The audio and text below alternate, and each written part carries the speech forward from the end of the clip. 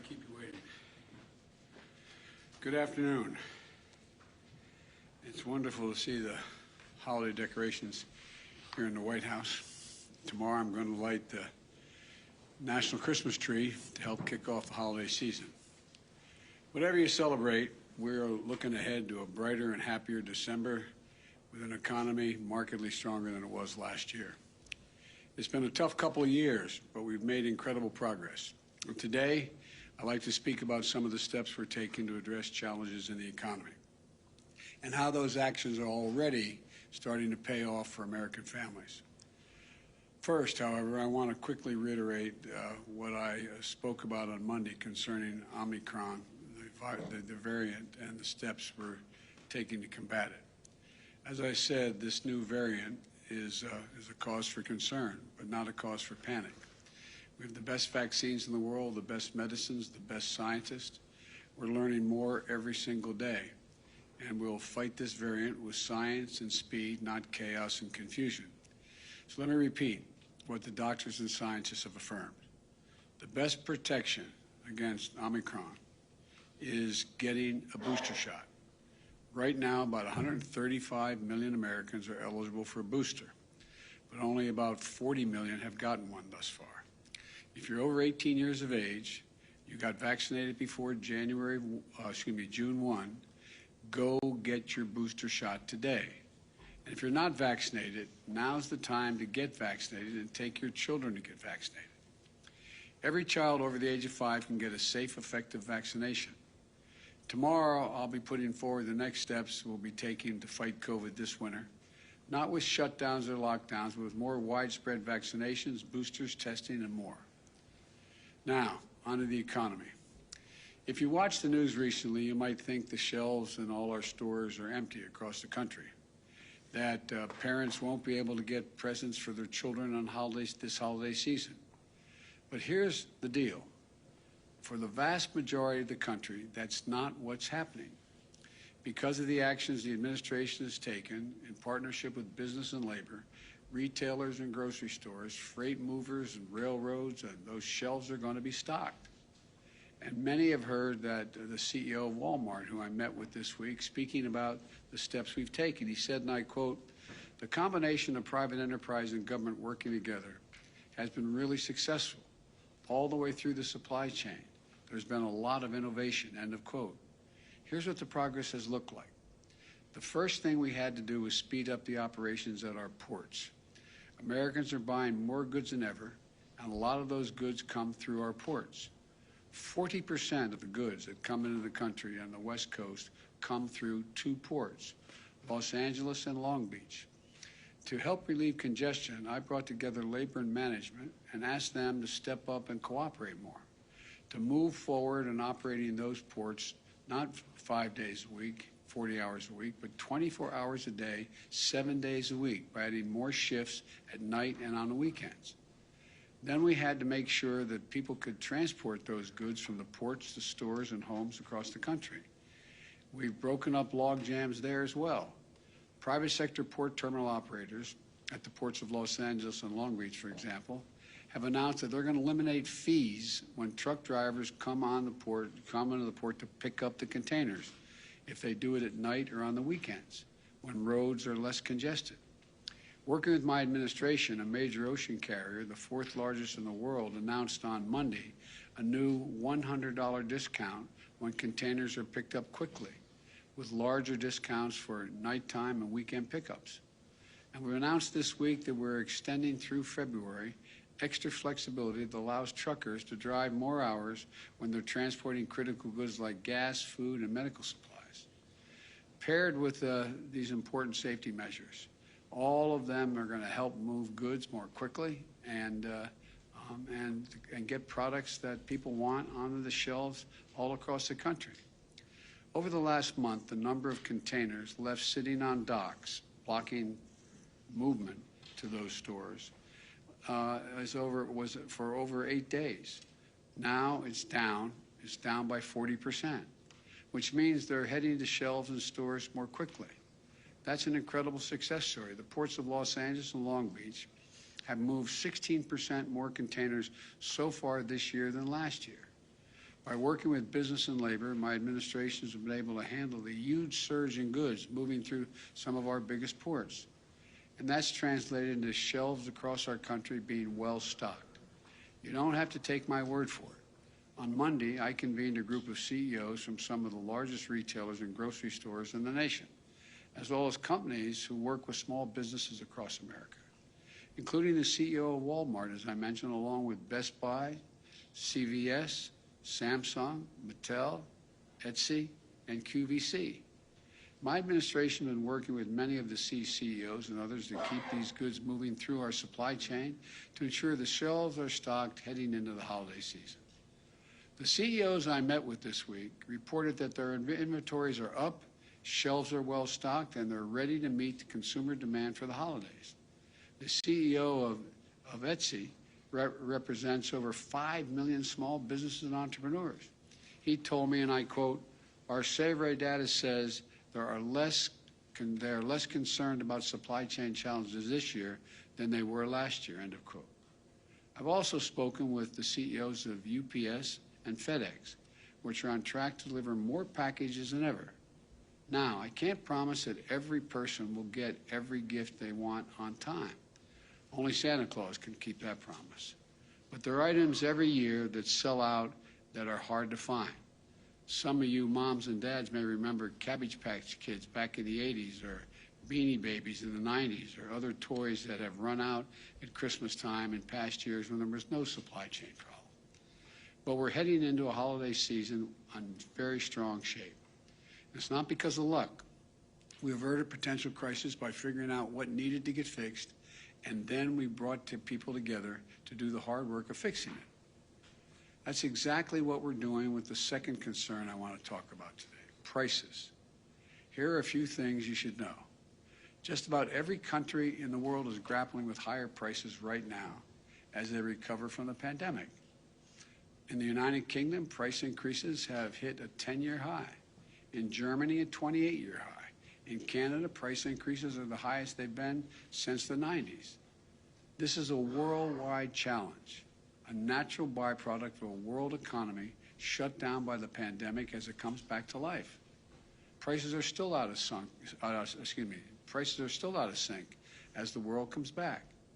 But as we continue to overcome these obstacles, the more price pressures will ease. But I have not been content to sit back and wait. I've used every tool available to address the price increases, and it's working. Take gas prices. Last week, I announced the largest ever release from the United States Strategic Petroleum Reserve to increase the supply of oil and help bring down prices. I brought together other nations to continue and contribute to this solution. India, Japan, the Republic of Korea, the United Kingdom all joined us. They all agreed to release additional oil from the reserves, and China may be doing so as well. This worldwide effort we're leading will not solve the problem of high gas prices overnight, but it has been making a difference. Over the last month, likely due in part to the anticipation of this action, we've seen the price of oil and gasoline on the wholesale markets come down significantly. In fact, since the end of October, the average weekly price of gasoline in the wholesale market has fallen by about 10%. That's a drop of 25 cents per gallon.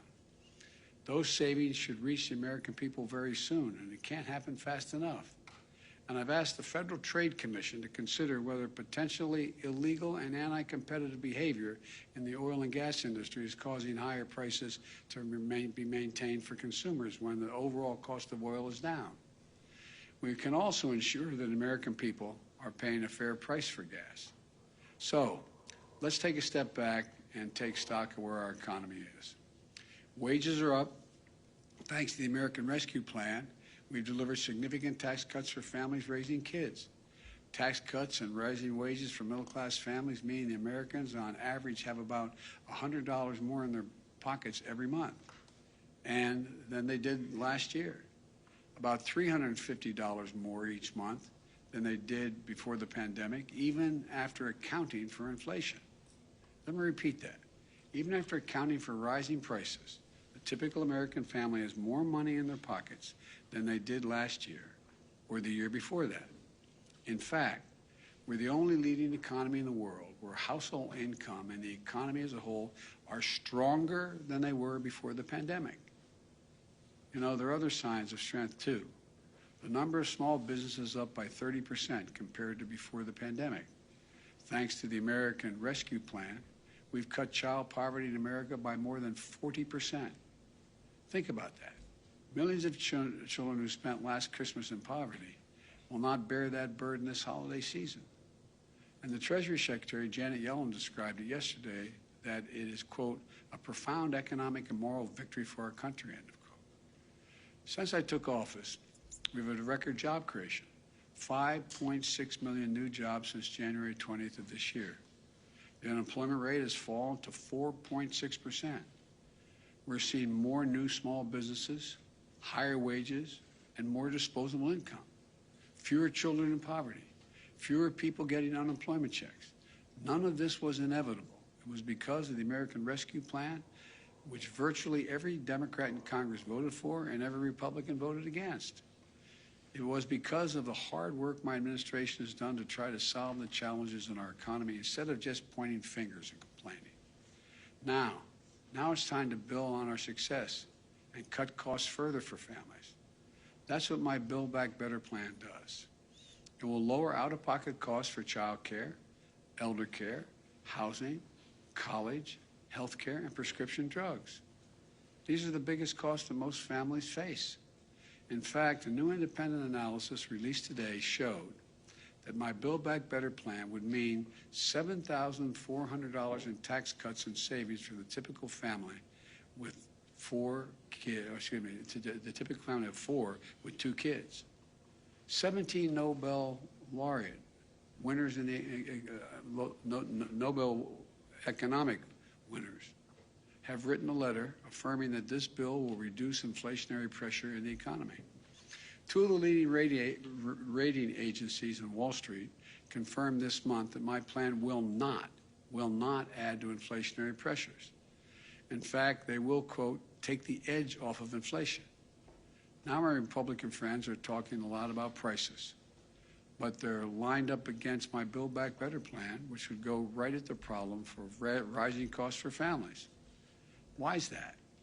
I don't want to speculate on anyone's motive, but it's always easier to complain about a problem than to try to fix it. One Republican senator even said that rising prices were, quote, a gold mine, end of quote, for Republicans politically.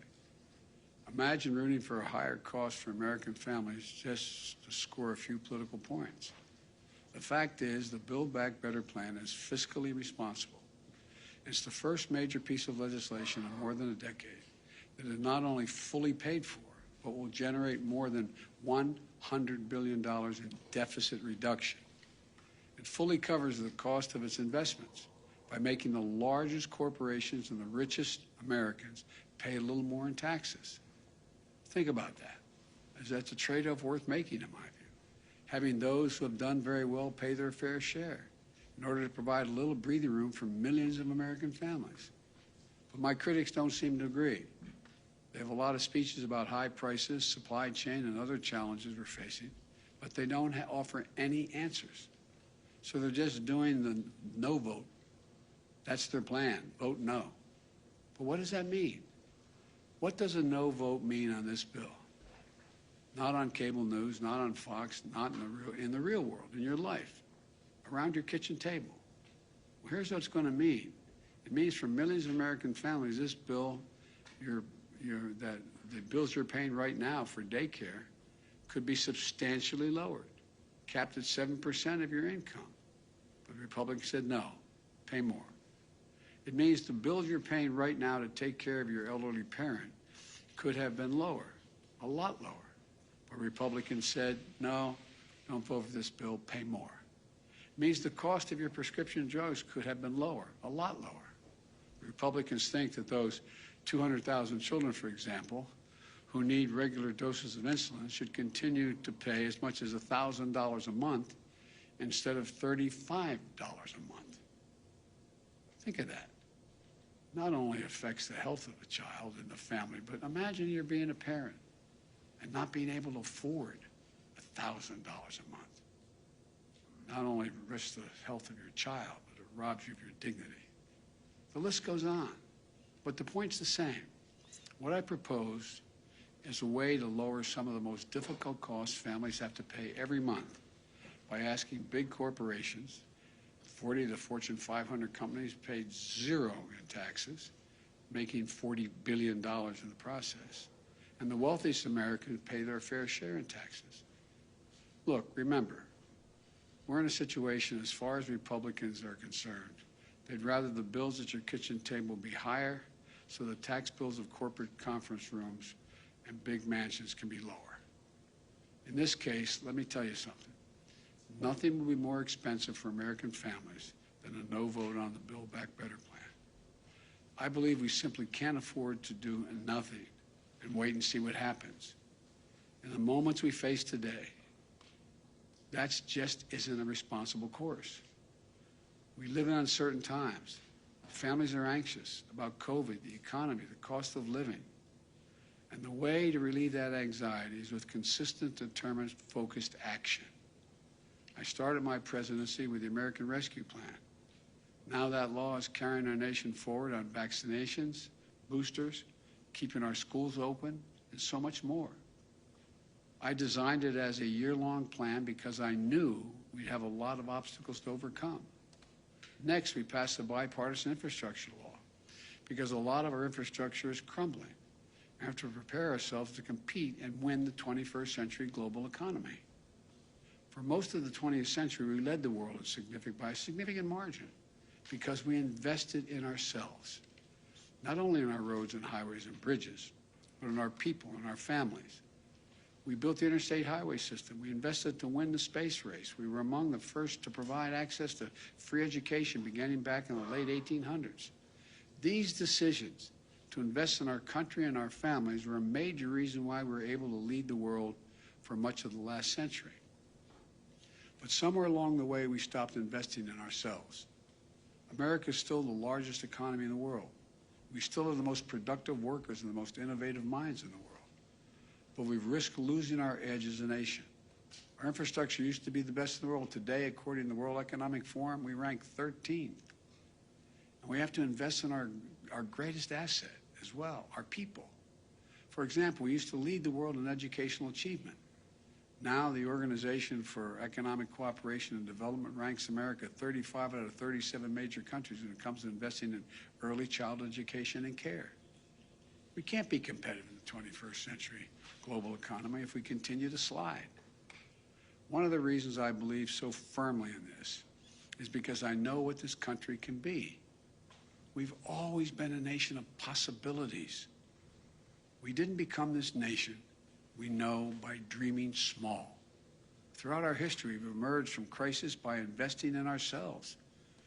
During and after the Civil War, we built the Transcontinental Railroad, uniting America. During the Cold War, we built the Interstate Highway system, transforming the way Americans are able to live their lives. And now we'll build the economy for the 21st century.